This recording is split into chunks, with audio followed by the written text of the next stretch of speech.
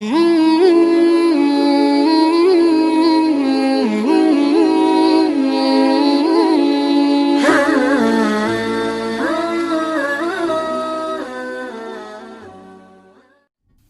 satu pandangan yang cukup menarik dari seorang penulis dari Timur Tengah. Beliau bernama Majid Kailani. Beliau sosiolog, memandang peradaban manusia ini, jika dilihat dibeberkan di hadapan kita, dari mulai Rasulullah diutus sampai hari ini, beliau membagi tiga. Jadi peradaban manusia dalam kacamata beliau sebagai pengamat sosiolog, dimulai dari Rasulullah sampai kita ini dibagi menjadi tiga periode. Periode pertama adalah periode sehat. Periode kedua adalah periode sakit. Periode ketiga adalah periode kematian. Yang pertama dikatakan periode sehat. Dikatakan periode sehat karena loyalitas manusia berporos kepada agama. Loyalitas manusia berporos kepada risalah.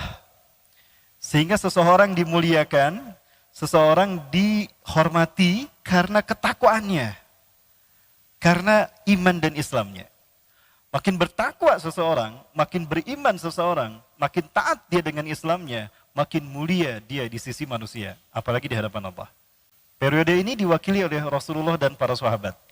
Khairul qurun qarni. Sebaik-baik masa adalah zamanku, masaku, periodeku. Tsummal ladzina yalunahum. Kemudian generasi sesudahku. Kalau Rasulullah hidup dengan sahabat, berarti sahabat termasuk. Yang pertama. Yang kedua, tabi'in.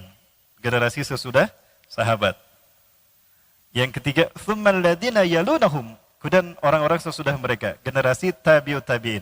Yang pertama, masa sahabat. Siapa itu sahabat? Manhum ashabi Rasulillah. Masa yang kedua, periode yang kedua adalah periode sakit.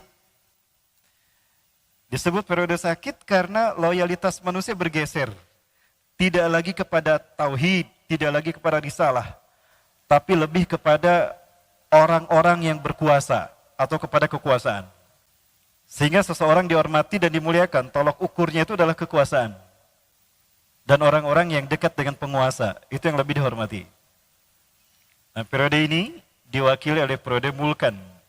Dimulai dari dinasti Umayyah didirikan, sampai Turki Utsmani. Periode yang ketiga adalah periode kematian. Disebut periode kematian karena loyalitas manusia, ya cita hidup manusia, citranya itu bukan lagi kepada agama, apalagi agama, tapi lebih kepada kekayaan dunia. Artinya karakteristik peradaban saat itu lebih kepada hedonis materialis. Hedonis materialis. Sehingga seseorang dimuliakan karena kekayaannya. Seseorang dihormati karena kekayaannya.